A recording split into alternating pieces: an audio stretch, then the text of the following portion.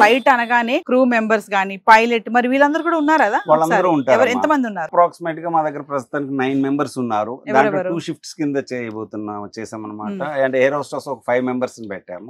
And 2 pilots and 2 cruising అంటే కింద check చేయడానికి క్రూ మెంబర్స్ కింద టోటల్ 9 మెంబర్స్ పెట్టాము. టైమింగ్స్ ఏంటండి? అమ్మ ఇది మార్నింగ్ అరౌండ్ 11 నుంచి నైట్ 11 దాకా ఉంటుంది. అంటే 10 ఈస్ ద లాస్ట్ అంటే పర్సన్.